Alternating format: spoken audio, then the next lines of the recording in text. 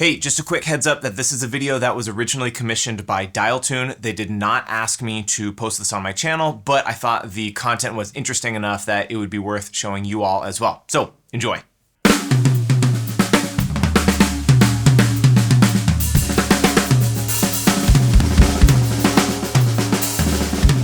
Hey everyone, Cole here with Dialtune, and today we are talking recording techniques. We're going to show you what it sounds like to record drums with one mic, two mics, four mics, or a lot of mics. And we're going to focus specifically on the snare at different tunings. There are a lot of mic technique shootouts out there already that show you, what an overhead setup sounds like and what a Glyn Johns setup sounds like, but they often don't talk about drums being at different tunings and going for different sounds. It's very common if you're going for a more modern, like produced sort of sound that you might tune the snare lower, and that might require a different sort of mic setup than if you're going for something that's like a little more open and a little more natural, maybe more old school like Zeppelin or Beatles, which might require fewer mics. What's cool about the Dialtune snare is that I can show you its full tuning range really quickly with all of the different mic setups. So you can see, once again, what does a really low tuned snare sound like with just one overhead mic? Or, what does it sound like really high if you have all of the mics going? And does that make a difference depending on what sound you're going for? So let me walk you through the mic setups that you're going to be hearing. First of all, if I only have one mic, usually I'll do a single mono overhead right above the snare, about 39 inches up directly above the snare drum. If you have two mics, you might go with a Recorderman or a Glyn Johns setup. What we've got here, adding the second mic in, this is more of a Recorderman setup where I have it equidistant from the snare, same distance as the overhead mic so that they stay phase coherent, so that the snare doesn't move off to one side or another or get out of phase. And I make sure that that is also 39 inches away from the snare. Both of these overhead mics are Lauten Audio LA120s, which are really affordable and very accessible. If I have the option to use a couple more mics, I will close mic the snare and the bass drum. I've got the classic SM57 on the snare, and I have a Slate ML2, which actually emulates other microphones just outside the bass drum. Just for fun, I've also got a bunch of other microphones. I've got some room mics, I've got close mics on the toms, and I'll also show you all of the mics in versus those 1, 2, and 4 mic setups. The room I'm in right now is fairly neutral sounding, meaning that you're gonna get a pretty honest depiction of what you might expect to hear if you try any of this at home. I have some sound treatment in here. This isn't a huge room, it's not a super small room, it's not super dry, it's definitely not super lively sounding, so it's not like I'm in some big fancy studio with a huge room and you're gonna expect it to sound like that. This is pretty much what it would sound like if you record at home. So first, let's hear the entire tuning range of the snare with all of these different setups, and then I'll show you some grooves at a few different tunings.